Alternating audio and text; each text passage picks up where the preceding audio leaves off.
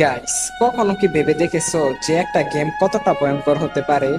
আজকের গল্পটা এমন একজন ছেলেকে নিয়ে, যে কিনা একটা সময় পড়ালেখায় খুবই ভালো ছিল, কিন্তু ফ্রি ফায়ারের নেশায় পড়ে সে তার জীবনের সব থেকে গুরুত্বপূর্ণ মুহূর্তগুলো হারিয়ে ফেলেছে। ছেলেটা কি এমন করেছিল, আর ছেলেটার ভুল কি ছিল? গাইস, বিশ্বাস করো, এই গল্পটা শোনার পর তোমার চোখের পানি তুমি ধরে রাখতেই পারবে না। তো চলো আজকের গল্পটি শুরু করি। সুহান ছিল ঢাকার মধ্যবিত্ত পরিবারের ছেলে। ক্লাস 10-এ পড়ে। পড়াশোনায় খুবই ভালো। প্রতিবার স্কুলের পরীক্ষায় প্রথম থেকে পঞ্চমের মধ্যে তার রোল থাকতো। বাবা ছিলেন ব্যাংকের অ্যাকাউন্টে, আর মা হলেন গৃহিণী। তাদের পরিবারটা আনন্দ এবং খুশি দিয়ে ভরা ছিল। প্রতিদিনের মতো আজকেও সুহান তার স্কুলে যায়। স্কুলের বন্ধু রিয়াদ এসে বলল, দোস্ত, তুই কি ফ্রি ফায়ার খেলিস?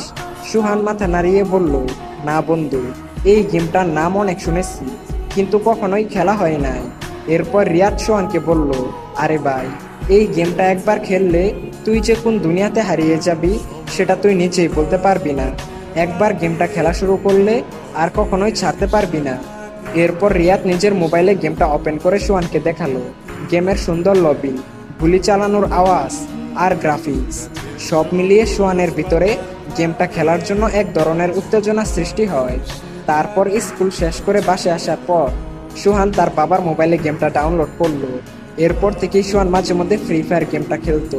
প্রতিদিন আধা ঘন্টা থেকে 1 ঘন্টার মতো গেমের দুনিয়াতে হারিয়ে যেত। শুরুর দিকে সুহান তেমন একটা ভালো খেলতে পারতো না, বারবার খালি মারা যেত। কিন্তু গেমের লবিতে দাঁড়িয়ে থেকে অপেক্ষা করা, টিম মেম্বারদের সাথে কথা বলা, এসব তাকে গেমের ভিতরেই ধরে রাখতো। সুহানের জীবন তখন অনেকটাই স্বাভাবিক ছিল। স্কুল থেকে বাসায় আসার পর হালকা পড়াশোনা, পরিবারের সঙ্গে সময় কাটানো, মাঝে মাঝে বন্ধুদের সঙ্গে মাঠে ফুটবল খেলা, এসবই ছিল তার নিত্যদিনের কাজ। প্রথম দিকে গেম খেলাটা ছিল শুধুমাত্র বিনোদনের জন্য, কিন্তু সময়ের সাথে সাথে গেমের প্রতি আগ্রহ দ্রুত বেড়ে গেল। রাতের বেলা মা ডাকলে সে বিরক্ত হতো, এই তো মা, শেষ ম্যাচ। কিন্তু সেই শেষ ম্যাচ আর শেষ হতো না। আর আস্তে আস্তে সোহানের খেলার সময় বাড়তে লাগলো।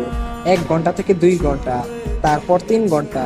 গেমের প্রতি আগ্রহ এতটাই বেড়ে গেল যে সময় কোন দিক দিয়ে যাচ্ছে সেটা সে বুঝতেই পারতো না। প্রথম দিকে সে বলতো কিছুদিন গেম খেলে তারপরে গেম খেলা কমিয়ে দিব, কিন্তু তার কথা মতো না হয়ে গেম খেলার সময় আরো বেড়ে গেল। স্কুলে ক্লাসে সে মনোযোগ দিতে পারতো না। বই খুলে ফ্রি ফায়ারের ম্যাপ দেখতে পারতো, বইয়ের মধ্যে চোখ থাকলেও মনোযোগ পড়াশোনায় থাকতো না। গেমের নতুন আপডেট এবং র্যাঙ্ক স্কোর কিভাবে বাড়ানো যায় সেটা নিয়েই সবসময় চিন্তা করতো।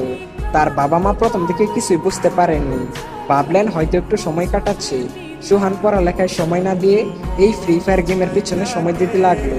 তার স্বপ্ন হয়ে উঠলো সে একদিন ফ্রি ফায়ার গেমটার মাধ্যমে অনেক বড় ইউটিউবার হবে, এবং তার কাছে বিবেচও থাকবে, আর সবাই তাকে গেমের মধ্যে অনেক সম্মানও করবে। স্কুলের সময় হলে সে স্কুলে না গিয়ে বিভিন্ন জায়গায় বসে ফ্রি ফায়ার খেলতো। কিছুদিন পর সোহানের মা তাকে ধরে বলল, বাবা, এত গেম খেলছিস কেন? চোখের সমস্যা হয়ে যাবে তো, পড়াশোনার অবস্থা তো খুবই খারাপ হয়ে যাচ্ছে। সোহান জবাব দিল, মা, আমি সবকিছু সামলাতে পারবো, কোনো সমস্যা নেই। কিন্তু সোহানের মা ঠিকই বুঝতে পারলো তার ছেলে এখন অনেকটাই বদলে গেছে। আগে যেমন তার ছেলের মুখে সবসময় হাসি খুশি থাকতো, কিন্তু এখন তার ছেলে পুরোপুরি চুপচাপ, কখনো রাগ করতো, কখনো মনমরা হয়ে বসে থাকতো। এদিকে সোহান নিজের রুমে গিয়ে দিনের পর দিন এই গেমটার পিছনে সময় দিতে লাগলো।